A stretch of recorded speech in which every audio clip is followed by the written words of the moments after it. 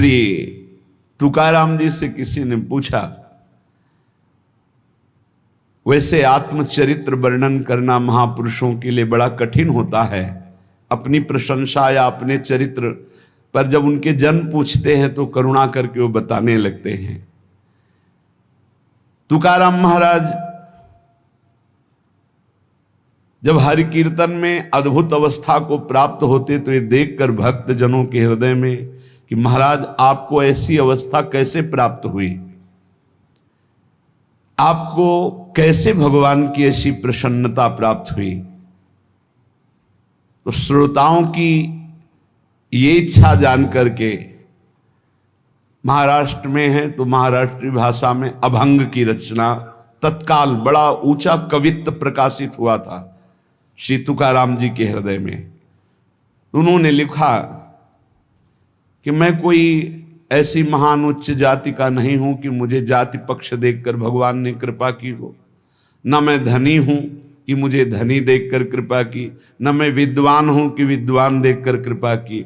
वो सहज कृपालु हैं पर कृपा की हम पर वो कृपा का शब्द समझिए भारी प्रतिकूलता।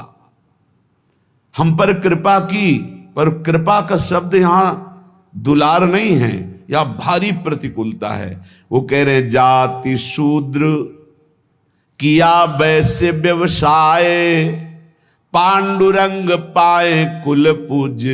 उन्हीं के द्वारा लिखा हुआ यह भंग है। कहना नाही किंतु करता पालन, आपके वचन संत जन। वैसे तो मैं बिल्कुल अपने विषय में नहीं बोलना चाहता था, पर आप संत जनों ने, भक्त जनों ने आग्रह किया तो मैं अपनी बात बता रहा हूं। माता पिता मेरे छोड़ गए यदा, आपदा विपदा आन पड़ी। दुर्भिक्ष ने मारा छीना धनमान, गृहिणी बिना अन्न प्राण त्यागे।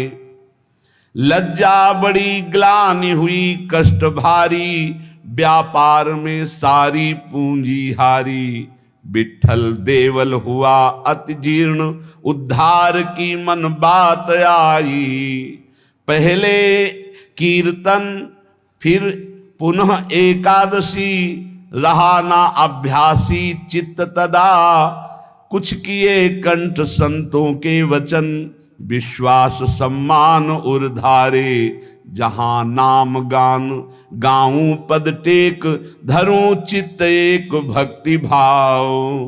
श्री तुकाराम जी कहते हैं, संत पद तीर्थ किया सुधा पान, दिए लज्जा मान छोड़ पीछे। बन पड़ा जो भी किया उपकार, काया कष्ट कर हरि भजे। तुकाराम जी ने कहा, वैसे तो अपने विषय में बोलने में बड़ा संकोच होता है, किसी को भी हो, पर आप संतों का आदेश है कि आपको ऐसी ऊंची दशा कैसे प्राप्त हुई। तो सुनो, हमारे ऊपर पांडुरंगा की कृपा हुई। पहली, मेरा जन्म आप लिख रहे हैं चतुर्वर्ण में हुआ। मुझे व्यवसाय मिला व्यापार का, लेकिन पांडुरंगा जब अपने में लगाना चाहता है तो व्यापार सफल कैसे हो सकता है। असफल हो गया व्यापार, सारी संपत्ति हमारी जाती रही, घाटा ही घाटा व्यापार में। हमारे कुल से विठ्ठल भगवान की उपासना होती रही। कुल में परंपरा चली आ रही थी कि हमारे कुलदेव पांडुरंगा विठ्ठल भगवान। ध्यान से सुनना, चतुर्वर्ण में हमारा जन्म हुआ, व्यापार किया गया, व्यापार में घाटा ही घाटा। ऐसी परिस्थिति आई, माता पिता का स्वर्गवास हो गया, बहुत दुख मिला। न खाने को, न व्यापार चला, माता पिता ऊपर से पधार गए, अकाल पड़ गया। जो घर में बचा हुआ अन्न था कुछ दिनों में खत्म हो गया, बाहर से आने का कोई गुंजाइश ही नहीं रह गई, सब स्वाहा। जो हम पिता माता की बनाई हुई प्रतिष्ठा थी वो भी धूल धूसरित हो गई। यहां तक कि मेरे परिवार को अन्न के लिए तड़प तड़प कर प्राण त्यागना पड़ा। खुद आपने लिखा, हर तरह से चारों तरफ मुझे अंधेरा ही अंधेरा, कष्ट ही कष्ट। आपको स्थिति कैसे प्राप्त हुई आप वर्णन।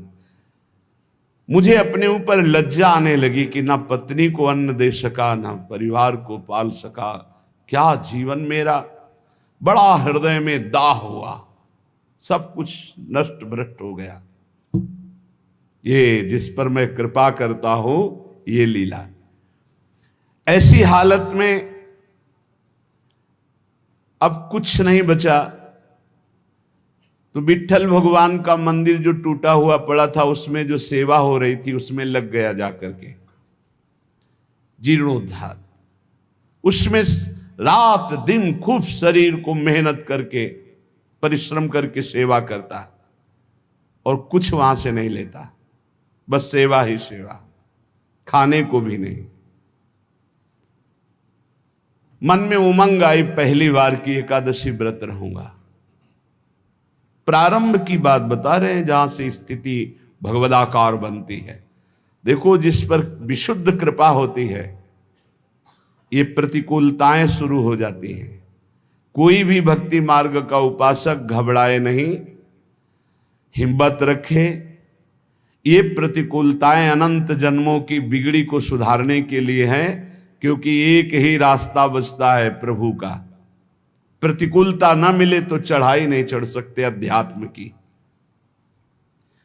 मन में आया कि बाद से एकादशी रहा करूंगा। अब एकादशी तो है ही, क्योंकि कुछ घर में है ही नहीं, तो पर एकादशी व्रत रहने का भजन में मन नहीं रमता था, क्योंकि अभ्यास ही नहीं था। देख लीजिए, इतने बड़े महापुरुष जो सदेह विमान में बैठकर भगवत धाम गए। आप लोग चिंता मत करें, आप लोग जो कहते हैं मेरा मन भजन में नहीं लगता, तो कुछ तो लगता है। श्री तुकाराम जी लिख रहे हैं, आरंभ में बिल्कुल मेरा भजन में मन नहीं लगता था, पर संतों के चरित्र पढ़ने में मन लगता। संतों के चरित्र पढ़ता और उनके वचनों को बार बार याद करता कि उन्होंने क्या कहा है। उनके वचनों से मुझे बोध होने लगा। संत वचनों पर विश्वास, संत वचनों का महत्व और उनके वचनों का बार बार मनन बहुत सुंदर साधन है। बिल्कुल उत्तम अवस्था प्राप्त करने के लिए ऐसे ही साधक को कर। संत चरित्र, भक्त चरित्र पढ़ने में बड़ा मन लगता है। उनके वचनों पर बड़ी निष्ठा, बड़ा भाव, उन्हीं के वचनों का बार बार मनन। अब मन लगने लगा कि जहां हरि कीर्तन होता है वहां पीछे जाके खड़े हो जाए। महाराष्ट्र में प्रायः खड़े होकर कीर्तन करने की प्रथा है। आगे महापुरुष गा रहे हैं, पीछे सब मंजीरा लिए हुए, मृदंग लिए हुए खड़े गान करते हैं।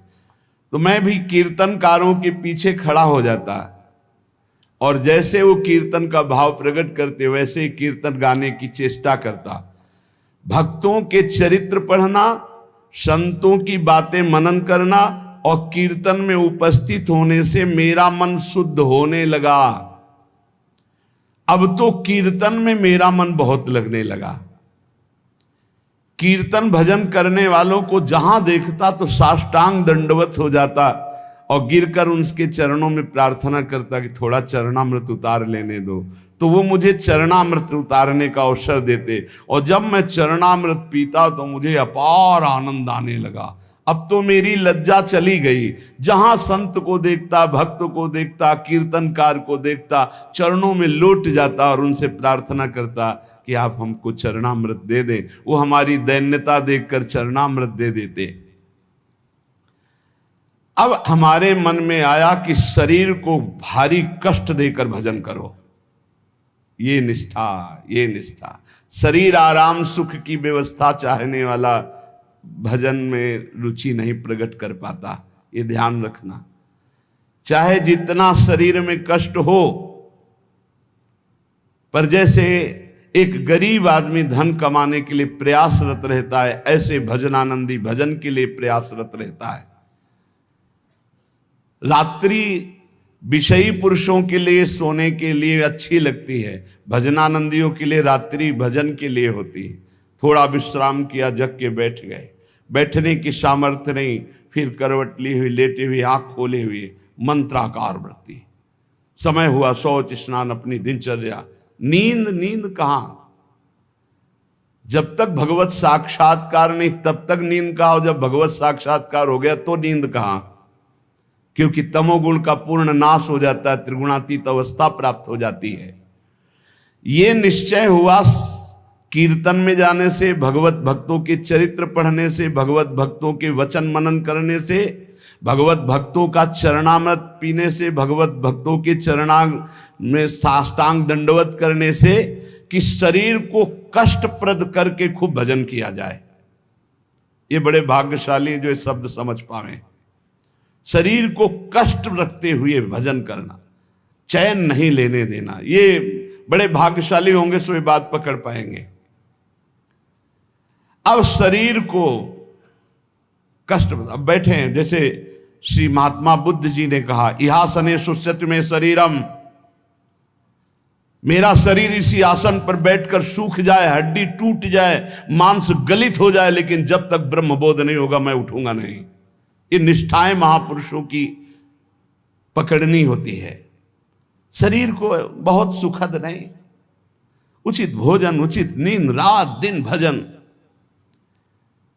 मैंने भगवत भजन में शरीर को घिस डाला, तुकाराम जी के, रात दिन कीर्तन, रात दिन भजन। अब अच्छा लगने लगा तप, कष्टप्रद भजन, कष्टप्रद शरीर और खूब भजन अच्छा लगने लगा। ये मन का एक स्वभाव है, इसे भोगों में लगा दो तो ये भोगों की अभ्यास बढ़ाता चला जाएगा, और भजन में लगा दो तो भजन का अभ्यास बढ़ाता चला जाएगा। जब अन्न त्यागा, फलाहार में आए, तब फलाहार भी त्यागने की इच्छा जागृत हो गई कि सावन भर केवल जल पी कर रहेंगे, गंगा जल पी कर रहेंगे। बड़ा उत्साह, त्याग की तरफ तरो तो मन क्रम बाई क्रम त्याग बढ़ाता चला जाता है, और भोग की तरफ बढ़ो तो मन क्रम बाई क्रम भोग बढ़ाता चला जाता है। ये चतुर उपासक त्याग की तरफ बढ़ता है, अविवेकी भोग की तरफ बढ़ता है। इस प्रकार मेरी परमार्थ की साधना आरंभ हुई। कथा सुनना, कीर्तन में सम्मिलित होना और संतों से प्यार करना। संतों को देखते ही एकदम लौट जाना, ऐसा लगना कि हो भाग्य। ये प्रायः महापुरुषों की वाणियों में पाया गया। गोस्वामी तुलसीदास जी कहते हैं, जैसे मेघ को देखकर मोर कुहुक पड़ता है, नाचने लगता है, ऐसे संत को देखकर जो भक्त आनंदित हो जाता है, ओहो अहो भाग्य, आज संत दर्शन हुए, और मन नाच पड़ता है, उसके हृदय में भगवान प्रेम वर्षा करते हैं। हमारा चित्त बस दो ही जगह लगने लगा, कथा कीर्तन और संत जन। परहित की बात आती तो शरीर की परवाह न करके दूसरों की सेवा करने में बड़ा सुख मिलने लगा। मेरी अवस्था देख करके जो मेरे स्वजन हैं उनको अच्छा नहीं लगा। नहीं लगेगा अच्छा, एक एक बात बैठा लो। कई लोग शिकायत करते हैं, परिवार के लोग हमसे ठीक से बात नहीं करते, हमारा उपहास करते हैं। आपका क्या, बड़े महापुरुषों का किया। परिवार के स्वजनों को ये अच्छा नहीं लगता, हमारा भजन, हमारा संत प्रेम, हमारा परोपकार, उनको देखी ये नहीं गई। भाई बंद, स्त्री, ये सब हमारा जो ये भाव है इसके विरुद्ध करने लगे। ग्रह प्रपंच में आसक्त जन मेरे भाव का विरोध करने लगे, मुझे निषेध करने लगे। संत दर्शन, संत सेवा, कीर्तन, भगवत कथा, ये स्वयं उनके वचन हैं। मैंने अपने हृदय में निश्चय कर लिया था, कठोर हृदय बना लिया था, हर दुख सहूंगा पर अब पांडुरंगा को नहीं छोड़ूंगा, अब विट्ठल को नहीं छोड़ सकता। किसी की कोई भी परवाह ना करके, घर परिवार के लोग इतना प्रपंच किए, मैं किसी की बात नहीं सुनता। पकड़ो बात, बिल्कुल ये शोधी हुई बात इसीलिए सुना रहा हूं कि प्रायः हर भक्त के जीवन में ऐसा ही होता है जो सच्चाई से चलता है। घर प्रपंच की बातें मेरे को बहुत सुनाई गई, बड़ा विरोध किया गया, पर मैंने निश्चय कर लिया, हृदय कठोर बना लिया, इस जन्म में अब भगवान को नहीं छोड़ूंगा। फिर मेरे मन में आया कि जड़ मूल से इस प्रपंच को उखाड़ फेंकूंगा। अब तो जब हमारे परिवार के जन हमारा विरोध करते तो मैं ना देखता ना उनकी बात सुनता और जोर जोर से कीर्तन करता। करो विरोध, कितना करोगे? राम कृष्ण हरि जय, राम कृष्ण हरि जय, विठ्ठल जय विठ्ठल। अब वो निंदा करें, वो उपहास करें, वो भगवत कीर्तन कर रहे हैं। जड़ से उखाड़ फेंकूंगा इस प्रपंच को। स्वजन अपनी ओर खींचते और विठ्ठल अपनी ओर खींचते, यही चलता है साधक के। एक तरफ भगवान का आकर्षण, एक तरफ माया का आकर्षण। पर हमने भगवान की तरफ, परमार्थ की तरफ कदम जोर से बढ़ाए। अब साधक का यह निर्णय है कि तुम माया के आकर्षण में जाते हो या प्रभु के आकर्षण में। लोग बार बार हमसे कहते कि तुम प्रवृत्ति मार्ग में हो, गृहस्थ धर्म में हो, तुम्हें ऐसा नहीं करना चाहिए। मैंने किसी की नहीं सुनी। अब इस जन्म में मुझे भगवत प्राप्ति करनी है। तुम्हारे किसी के उपदेश हमारे दृढ़ निश्चय को नहीं बदल सकते। इतनी खींचातानी जीवन में उपस्थित हो गई कि सत्य की पहचान के लिए मुझे मन को समझाना पड़ा कि तू मेरा साथ दे दे। अब जगत में तो कोई साथ नहीं दे रहा। अय मन, तू मेरा साथ दे दे, तू मेरा साथी बन जा और सत्य स्वरूप भगवान श्री हरि के पथ का अनुसरण कर, तू कृतकृत्य हो जाएगा। तुकाराम जी महाराज कह रहे कोई साथ नहीं दे रहा। अय मन, तू तो मेरा साथ दे दे, मेरा साक्षी बन जा और भगवान सत्य स्वरूप हैं, उनके मार्ग का अनुसरण कर। इस असत्य संबंध, पति पुत्र परिवार, ये मिथ्या नश्वर प्रपंच भोग, तिलांजलि दे दे मन, तू मेरा साथी बन जा। मैंने बहुत लोगों के मतों को नहीं माना। मेरे हृदय में नित्य और अनित्य का विवेक जागृत हो चुका था, इसलिए मैंने सत्य को पकड़ा। केवल भगवान का मार्ग ही सत्य है, न ये संबंध सत्य है, न ये संसार सत्य है। इस प्रकार जब मैंने श्री हरि चरण प्राप्ति के लिए दृढ़ निश्चय कर लिया तो उसी समय भगवान मेरे सदगुरु के रूप में पधारे। श्री बाबा चैतन्य ने मेरे हृदय देश में प्रकाशित होकर के श्री राम कृष्ण हरि इसका उपदेश किया। वही कीर्तन करते थे, पर वही गुरुदेव आकर हृदय में उपदेश किए, जिसे कहते हैं स्वप्नादेश। उपदेश किया कि अब तुम श्री राम कृष्ण हरि ही कहो। मैंने अब दृढ़ विश्वास कर लिया कि जो जप रहा था वो गुरुदेव ने दे दिया। अब तो किसी भी तरह मैं इसे नहीं छोड़ सकता। विश्वास चित्त में धार लिया कि मेरा भोजन भी राम कृष्ण हरि, मेरी प्यास भी राम कृष्ण हरि, मेरे प्राण भी राम कृष्ण हरि, मेरा सर्वस्व राम कृष्ण हरि। निश्चय कर लिया, बड़ा सहारा मिल गया। पहले जपते थे, वही जब गुरु ने दिया तो बड़ा सहारा मिल गया, परिपक्व हो गया। अब तो बैठ करके 24-24 घंटे नाम कीर्तन, क्योंकि निश्चय पहले ही कर लिया था शरीर को कष्ट देकर भगवत भजन करना। ये बहुत जल्दी भजन रंग लाता है। जब चित्त लवलीन होने लगा तो मेरे हृदय में कविता की स्फूर्ति होने लगी। श्री हरि के लीला गुण प्रकाशित होने लगे, उनको कविता रूप में लिखने की स्फूर्ति हुई। श्री हरि का कीर्तन और श्री हरि प्रदत्त अभंग वाणी प्रकट हुई मेरे हृदय में। मैंने देखा कि मेरी बुद्धि में ये ताकत नहीं थी, ये मेरी बुद्धि में श्री हरि कीर्तन से प्रकाश हुआ, हरि लीलाओं का। ये भगवत प्रसाद से मेरे अंदर आया। ये भगवान की ही प्रेरणा से अभंग निकलते थे। मैं गदगद होकर के अश्रु प्रवाह करने लगा कि कैसी कृपा की मेरी बुद्धि में एक भी लीला नहीं थी और आज लीलाओं की बाढ़ आ रही, गुणों की बाढ़ आ रही है। मैंने श्री हरि चरणों के प्रति और दृढ़ विश्वास और दृढ़ श्रद्धा प्रकट हुई। क्रम चलता रहा। बीच में रामेश्वर भट्ट के द्वारा बड़ा हमारे साथ निषेध आघात हुआ। मैंने भगवान की कृपा समझी। निषेध आघात हुआ, उसको भी सहा।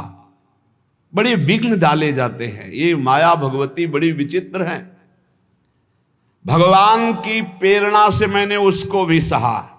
समाज का विरोध, घर का विरोध, माया का नाना प्रकार तांडव, खाने को नहीं, हर अव्यवस्था। चलो भजन, यहां जरा सा कामना पूर्ति नहीं होती, बोले अश्रद्धा हो गई भगवान में। ये कोई भगत है? भगवान ही हमारे प्रीतम हैं, उन्हीं को प्रसन्न करना है। इसलिए नाम कीर्तन और सुंदर कवित्व रचना करके उनको सुनाता। जब मैं ऐसा करता तो बहुत लोगों ने मुझे अनुचित ठहराया। इन बातों को बहुत पकड़ना है, हिम्मत से चलना है। बहुत लोग विरोध करने लगे। जो मेरी लिखी हुई वाणी थी, बड़ा विरोध होने लगा। इस विरोध से मेरा चित्त यूं दुखी हुआ कि हे हरि, आप प्रेरित करते हो, सो मैं लिखता हूं, सो मैं गाता हूं, फिर ये विरोध क्यों? जब मुझे लगा कि मेरे हरि ही नहीं चाहते हैं, तो जितने अभंग रचना की थी सबको लेकर के इंद्रयाणी नदी के दह में जाके डुबो दिया। विरोध कर रहे थे। भगवान के द्वार पर जाकर के, विट्ठल भगवान के द्वार पे, न खाना न पीना, उदास बैठ गया। आप तो ही वाणी प्रकट करते हो, आप ही अभंग लिखाते हो, फिर इतना विरोध करवा दिया, जाके इंद्रायणी में डुबो दिया बाड़ी जी को। अब दर्शन करने वाले तो दर्शन करके चले जाते, ठाकुर जी का शयन हो जाता, फिर ठाकुर जी का मंगला प्रभात दर्शन होता, फिर ऐसे कई दिन व्यतीत हो गए, न खाना न पीना और चुपचाप द्वार पर बैठे रहना। दया आई पांडुरंगा को और साक्षात प्रकट हुए जब कोई नहीं था रात्रि में, वहीं दरवाजे पे पड़े रहते और कहा कि मेरे भक्त को ये सहना पड़ता है, तुम मेरे प्रिय हो, मैं ये देखना चाहता हूं तुम कितना सह सकते हो। तुमने सहा, तुम्हारी वाणी जल में नहीं डूबी है, वो मेरी गोद में रखी हुई है। तुमने जल में डाला था, मैंने उसे गोद में लिया है। देखो सारे अभंग ज्यों की त्यों ऐसे मेरे पास है।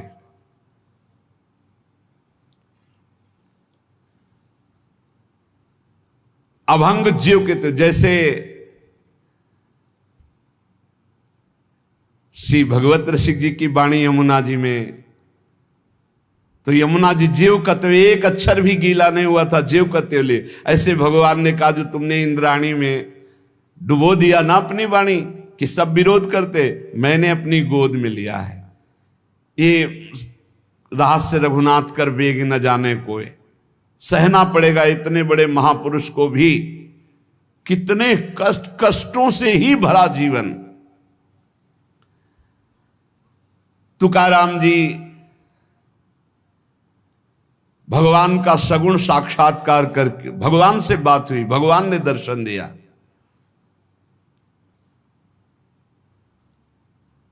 उन्होंने जो अपने जीवन में कष्ट सहा, उस कष्ट से भगवान के प्रति उनकी ममता घटी नहीं, उनकी ममता बढ़ी।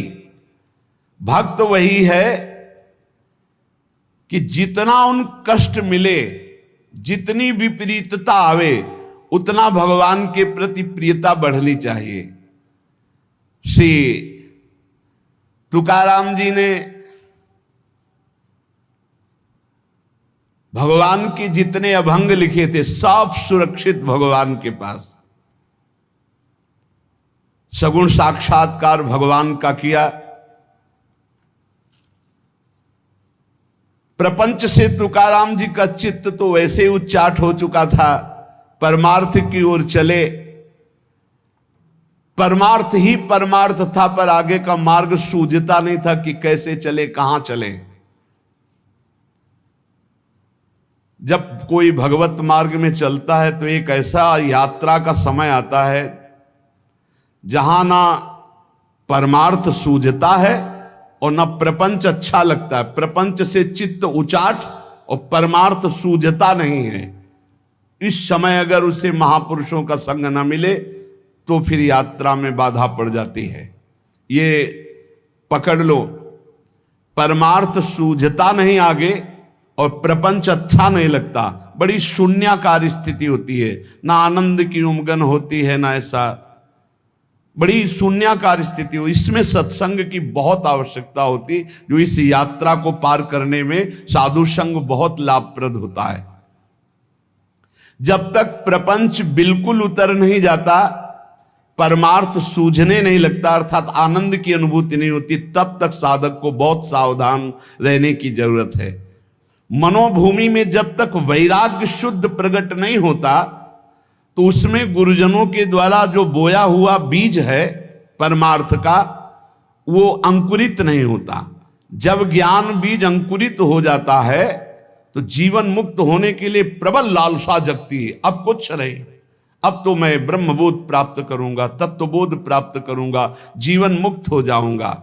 और जब ये लगन लग जाती तो फिर कोई प्रपंच, कोई नियम, कोई उपदेश किसी का ऐसा नहीं असर करता है कि वो प्रपंच की तरफ ले जाए। अरे आप प्रवृत्ति मार्ग के गृहस्थ के हैं, आपको ऐसा करना चाहिए, आपको ऐसा नहीं करना चाहिए, ये तब तक जब तक ज्ञान का अंकुरण नहीं हुआ। जो जीवन मुक्त महापुरुष हैं, मानवीय दृष्टि से उनको पहचाना ही नहीं जा सकता है। हां, जो मुमुक्ष जन है, वो जो भगवत प्राप्ति करना चाहते हैं, वो इस बात को पकड़ पाएंगे। नहीं तो जो विषयी भोगी हैं उनको कैसे अच्छा लगेगा कि हमें कष्ट हो और हम भगवान की तरफ चलें। भगवत प्रसाद पाने का अधिकारी वही है जो दुख सहने के लिए कमर कस लिया है। अब कूद पड़ा मैं भगवान के मार्ग में, अब जितना दुख पड़ेगा मैं सहूंगा। बचपन से पूरे जीवन तक महापुरुषों को कष्ट ही कष्ट का पाला पड़ा है। ये बाहरी क्या जाने, बाहरी तो बाहरी चीज देखते हैं ना, वो आंतरिक चीज नहीं देख पाते। कष्ट ही कष्ट, जितनी ऊंचाई अध्यात्म की होती है वो कष्ट से होती है। ये जितने सुखद ऊंचाई नहीं है, आंतरिक ऊंचाई नहीं है, ऊंचाई है अध्यात्म की ऊंचाई, अंदर के द्वंद्वों पर विजय प्राप्त कर लेना, ब्रह्म तत्व का बोध हो जाना, भगवत साक्षात्कार हो जाना। ये ऊंचाई कौन देख पाएगा?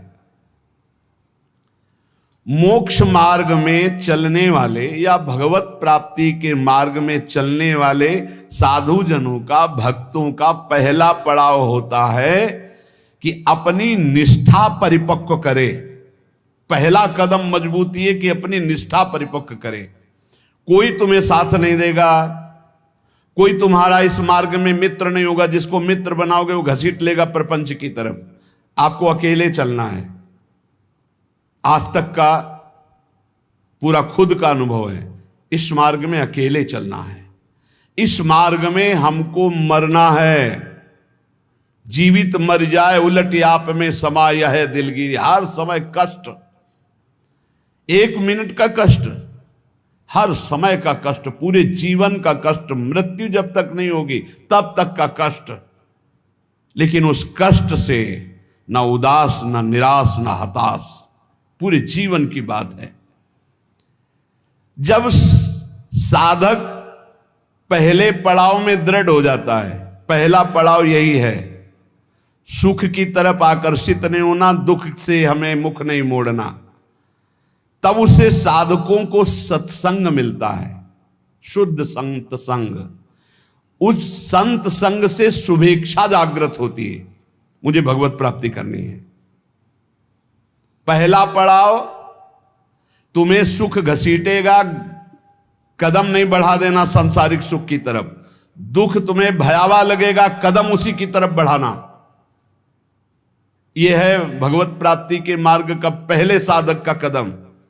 पकड़ो, सुख घसीटेगा, सुविधाएं घसीटेंगी, सुख सुविधा की तरफ कदम नहीं बढ़ाना। दुख घसीटेगा, भयावह दिखाई देगा, चलो दुख की तरफ चलो। और जिसने दुख की तरफ कदम बढ़ा दिया भगवत मार्ग में, वो महासुख को प्राप्त हुआ। दूसरा उसको क्या संग? संत संग मिलता है, विशुद्ध संत संग। उससे शुभेच्छा जागृत होती, अशुभ कर्मों का त्याग और भगवत प्राप्ति की प्रबल इच्छा। ऐसे पुरुष को प्रापंचिक रिश्ते नातेदारों से बैठकर बात करना, ये सब कुछ अच्छा नहीं लगता। पहला पड़ाव, भोगों की सुविधा मिलेगी उसकी तरफ से ना बोलना है। दुख है परमार्थ में, ये दिखाई दे रहा है आपको, लेकिन दुख नहीं, महासुख है। जैसे संसार में सुख है, ये दिखाई दे रहा है, लेकिन ये भगवान कह रहे हैं दुखालय है, इधर सुख नहीं है। परमार्थ में दुख दिखाई दे रहा है, लेकिन इधर महासुख है, इधर कदम बढ़ाओ परमार्थ की तरफ। दूसरा, जे ही कदम बढ़ाओगे तो सच्चे संतों का संग मिल जाएगा, पहचान, शुभेच्छा जागृत हो जाएगी। पापाचरणों का त्याग और भगवत मिलन की, शुभ कर्मों की अंदर प्रबल इच्छा जागृत होगी। तीसरा, उसे बद्ध पुरुषों का संग अच्छा नहीं लगेगा।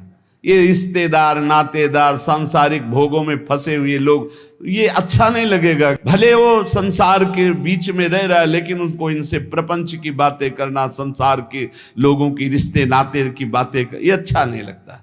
आंतरिक जब मन का आकर्षण भोगों की तरफ होता, उस भोगों से मन को जलाते हुए परमार्थ की तरफ चलना है। क्या जाने संसारी पुरुष, इनको तो जब जो इच्छा हुई सो भोग लिया, ये क्या जाने चढ़ाई को, ये तो खिसकते हुए गए नरक की तरफ। और वो जब साधक संभल कर चलता है, तब इनको लगता है नहीं नहीं, परमार्थ में इतनी ऊंचाई पर नहीं, भ्रष्ट करने के लिए वो उपदेश देते।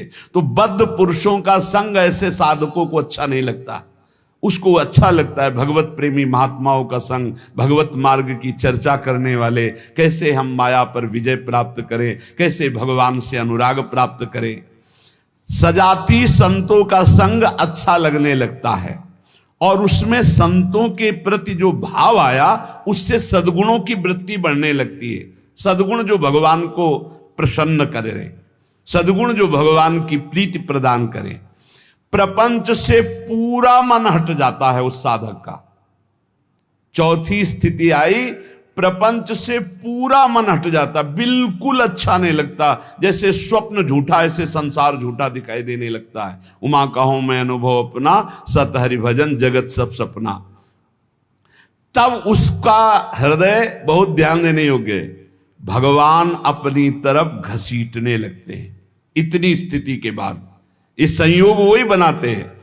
श्री तुकाराम जी कहते हैं, फिर चित्त ऐसा घसीटते हैं, देव वसे ज्याचे चित्तिम त्याची घड़ावी संगति। ऐसा चित्त घसीटा कि अब तड़पड़ाहट प्रकट हो गई, व्याकुलता प्रकट हो गई भगवत मिलन की चाह की। फिर भगवान सिद्ध सदगुरुदेव की समर्पण वृत्ति करवाते हैं।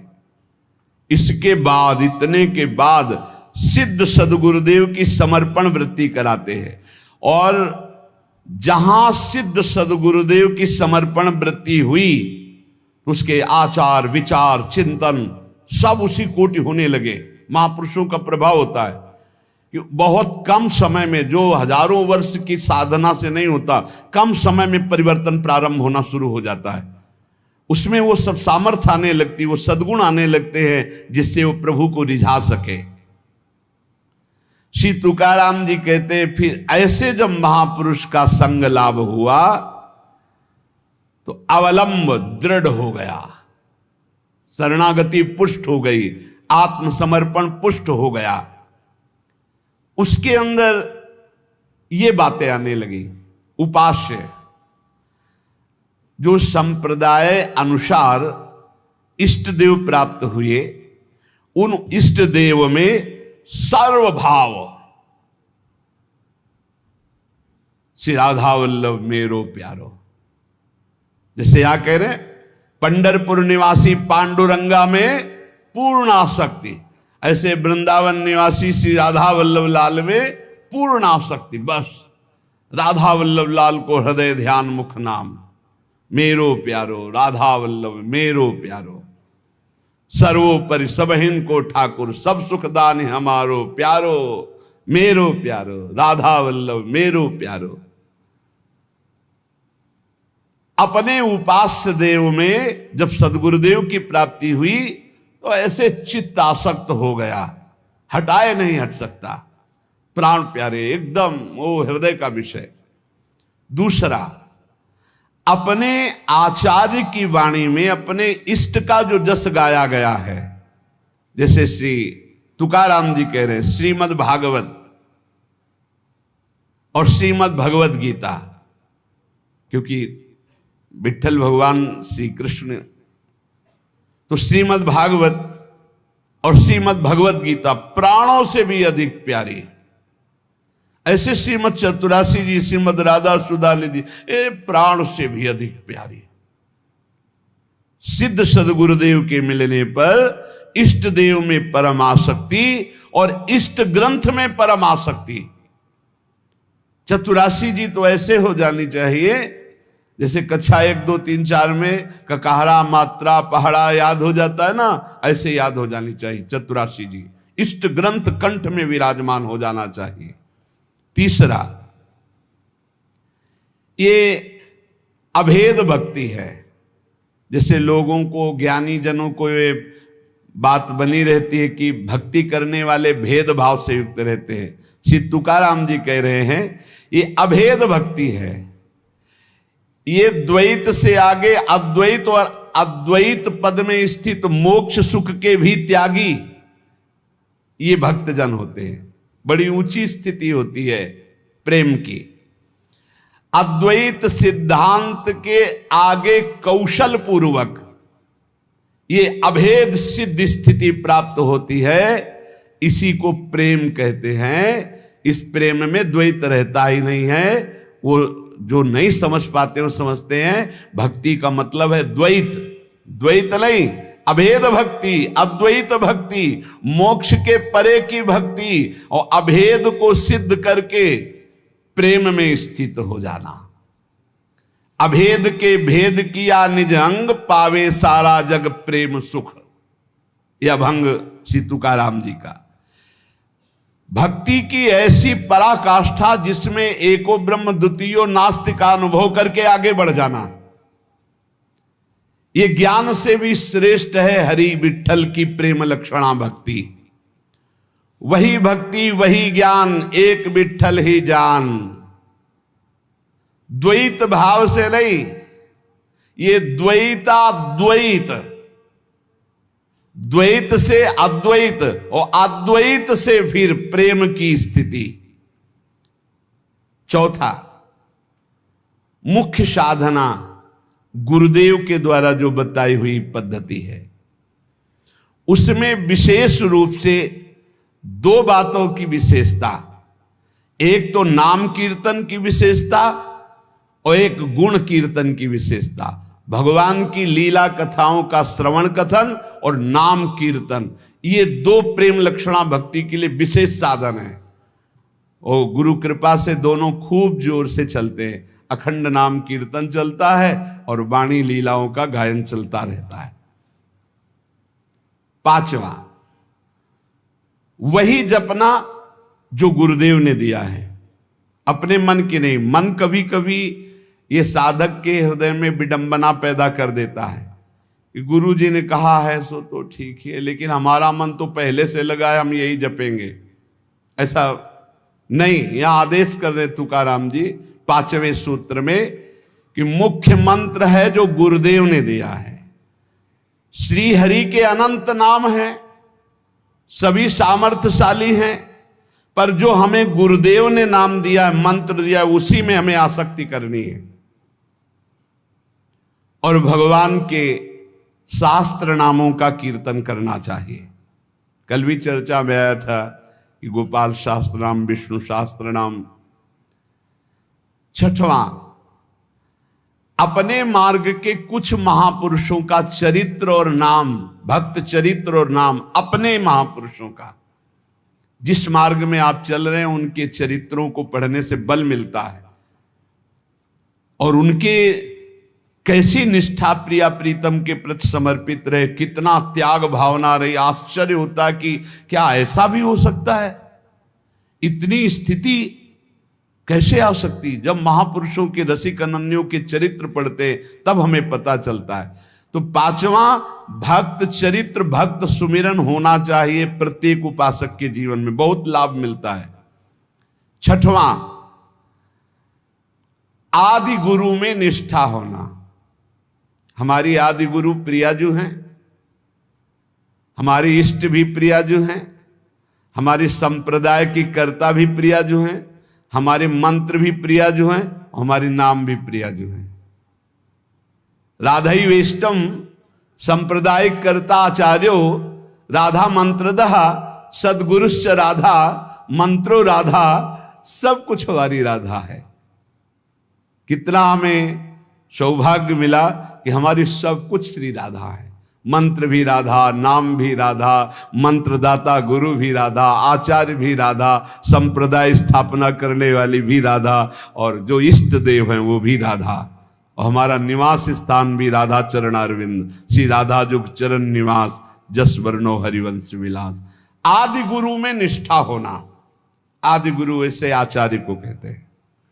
तो आचार्य भी हित सजनी श्री किशोरी जी के स्वरूप ही है।